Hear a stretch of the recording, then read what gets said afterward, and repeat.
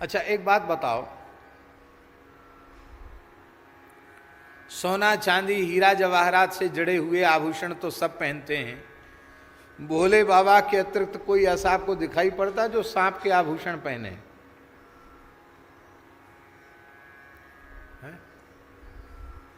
है किसी में ताकत सर्प के आभूषण धारण करने की? सर्प जो है बड़े भोगी होते हैं, कामी होते हैं, बहुत भोगी होता है सर्प।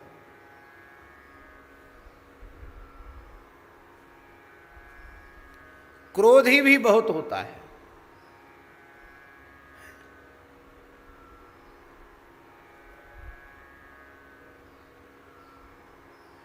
क्या कहा काली नाग ने भगवान श्री कृष्ण को? वयम खलाह सहोत्पत्त्या, हम तो पैदाइशी दुष्ट हैं, जन्मजात दुष्ट हैं। दो तरह के दुष्ट होते हैं, एक दुष्टों का संग पाकर दुष्ट होते हैं तो सज्जनों का संग पाकर सज्जन भी हो जाते हैं। एक ऐसे होते हैं जो जन्मजात दुष्ट होते हैं। वो जन्मजात दुष्ट होते हैं वो तो सुधरते ही नहीं। वो कहता वयं खलाह, ध्यान दें, अहम खलाह कहना चाहिए था उसको, काली को। वो कहता वयं खलाह, इसका मतलब हम अपने पूरे कुटुंब खानदान में अकेले खल हो गए हों ऐसा नहीं है। हमारा तो पूरा कुटुंब खानदान ही खल है। खलों के समुदाय में हम अच्छे कहाँ से हो जाएंगे? वयं खलाह सहोत्पत्त्या, उत्पत्ति से। तामसा, बड़े तमोगुणी हैं। दीर्घमन्यवः, दीर्घमन्यवः,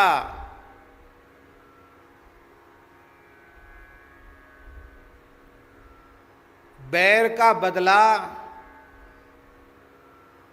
चुकाना कभी भूलते नहीं है। कई कई जन्मों तक सर्प पीछे पड़े रहते हैं। एक बार किसी नाग को मार दिया, 1000 वर्ष की आयु होती है नाग की, सर्प की। यदि कोई न मारे तो 1000 साल जीता है सर्प। और उसको देवता देवयोनि है सर्प, वो पता चल जाता उसको कि मुझे डंडा मारने वाले ने कहाँ जन्म लिया, उसको पता चलता है, वहीं जाकर काटेगा।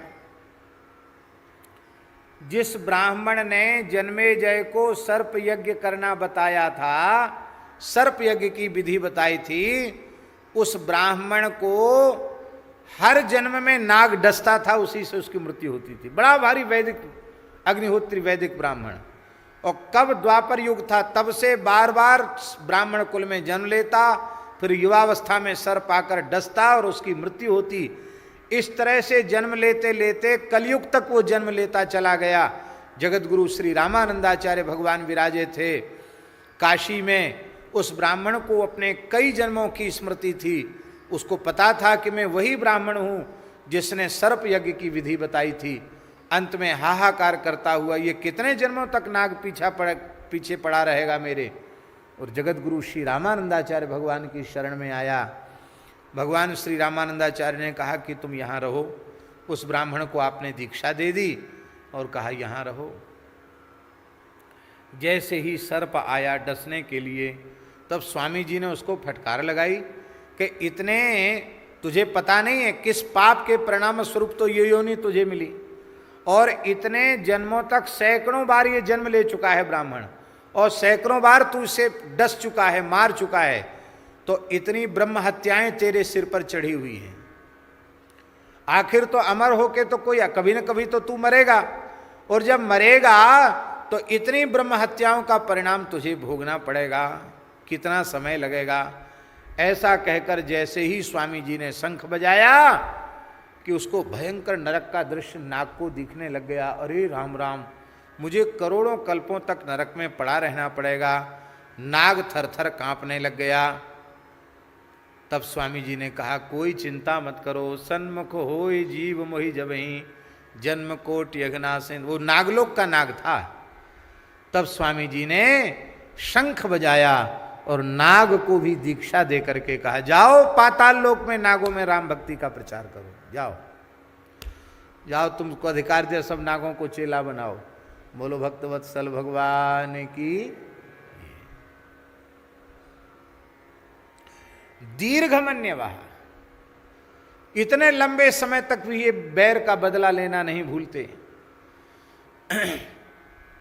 ऐसे सर्पों को जो काल रूप हैं, सब जिनसे घबराते हैं, हे नाथ आप कितने करुणामय हैं, जो संसार में किसी के उपयोगी नहीं, जिनके लिए प्रहलाद जी जैसे महान भक्त ने कह दिया, मोदेत साधुरपि वृश्चिक सर्प हत्या, साधु पुरुष भी बिच्छू सर्प के मरने से दुखी नहीं होते। बोले चलो अच्छा काल है, मर गया, ठीक हुआ।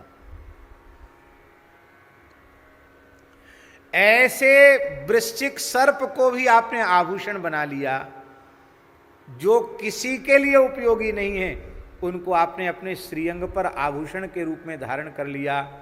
इससे ज्यादा और आपकी करुणा क्या होगी। इसका मतलब है गुण युक्त को तो सब स्वीकार करते हैं, पर आप इतने करुणामय हैं कि दोषों के खजानों को भी आप स्वीकार कर लेते हैं। आहिभूषण, सर्प आपके आभूषण हैं। और आप कैसे हैं, दूषण रिपु सेवक। खरदूषण रिपु जो श्री राम जी हैं, उन श्री राम जी के आप सेवक हैं। दूषण रिपु सेवक। अब ध्यान दें यहां, खरदूषण त्रिसरा इनके जो शत्रु श्री राम जी हैं, उनके आप सेवक हैं। चलो यह अर्थ तो स्पष्ट है ही है, पर श्री तुलसीदास जी महाराज ने कहा, सेवक स्वामी सखा सिय पिय के। आप सेवक भी हैं, स्वामी भी हैं और सखा भी हैं, सब संबंध आपसे हैं। तो दूषण रिपु सेवक, समास जब बदलेंगे तो अर्थ बदल जाएगा। तो एक अर्थ होगा, खरदूषण त्रिसरा के रिपु हैं सेवक जिनके, दूषण रिपुहु सेवको यस्य असौ दूषण रिपु सेवका।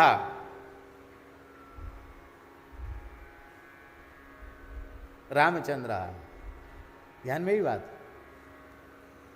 खरदूषण त्रिसरा के जो रिपु हैं, ऐसे राम जी भी रामेश्वरम स्थापन के समय जिनकी विधिवत पूजा करते हैं, जिनका विधिवत अर्चन करते हैं, अपने को शिवजी का भक्त स्वीकार करते हैं, ऐसे आप हैं। जब रामेश्वरम स्थापन हुआ ना, दक्षिण में उनको रामनाथ स्वामी कहते हैं, तो रामेश्वरम स्थापन हुआ तो वहाँ ऋषियों ने कहा कि आपने इनका नाम रामेश्वर नाथ रखा है, तो रामेश्वर शब्द का अर्थ क्या है। भगवान श्री राम हंसने लगे।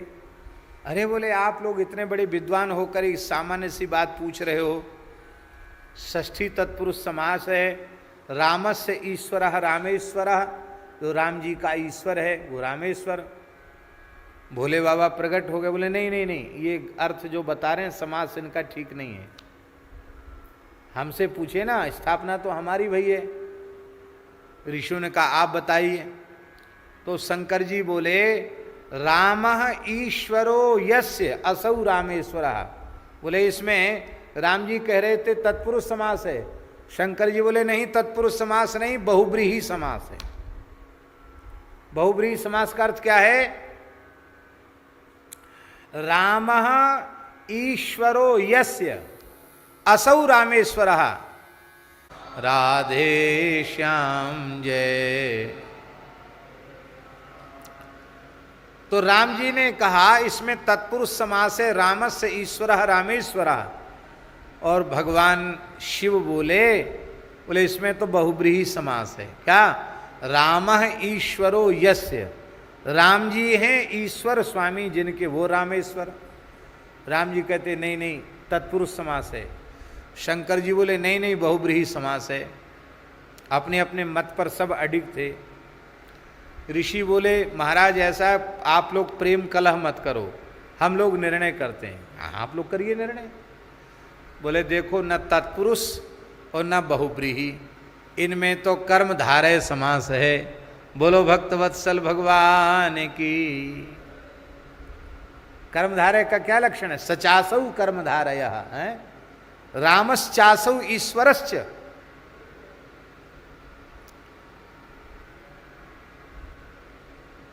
राम जी और ईश्वर दोनों ही ईश्वर हैं, रामेश्वर हैं। हाँ, दोनों ही सेवक हैं और दोनों ही स्वामी हैं। बोलो भक्तवत्सल भगवान की जय।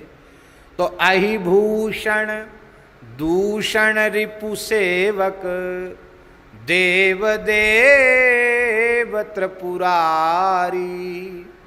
देव देव त्रिपुरारी, देव देव त्रिपुरारी। हे प्रभु आप देव देव हैं। देव देव माने देवाधिदेव महादेव हैं।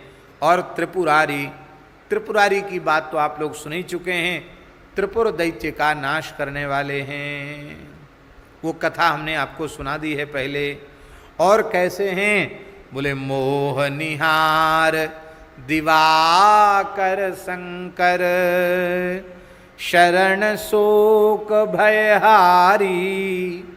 मोह रूपी जो निहार है, कुहरा है, उसको नष्ट करने में आप दिवाकर माने सूर्य के समान हैं। ये मोह ममता ही बड़ी भयंकर रात्रि है।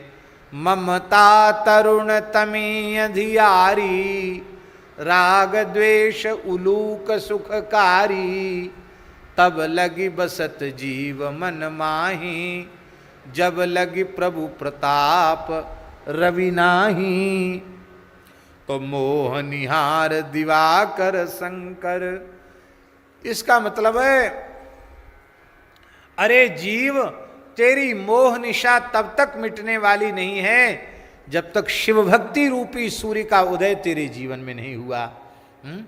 जब तेरे हृदय में शिव भक्ति का सूर्य उदित होगा तो तेरा सारा मोह जनित अहंकार अंधकार नष्ट हो जाएगा। इसलिए महाराज जी शंकर जी की उपासना निष्काम भाव से जो करते हैं उनमें अवश्य ही ज्ञान का उदय हो जाता है। ज्ञान स्वरूप ही है शिव, वो निश्चित तत्व ज्ञान संपन्न हो जाते हैं। आज यह बात लिंग पुराण में आई है। निष्काम भाव से शिव को भजने वाले उन्हें तत्व ज्ञान हो जाता है और वे शिव सायुज्य को प्राप्त कर लेते हैं। ऐसे हे शंकर शम कल्याणं करोति शंकर, आप सबका कल्याण करने वाले हैं। शरण शोक भयहारी, आपकी शरणागति शोक और भय दोनों का हरण करने वाली है।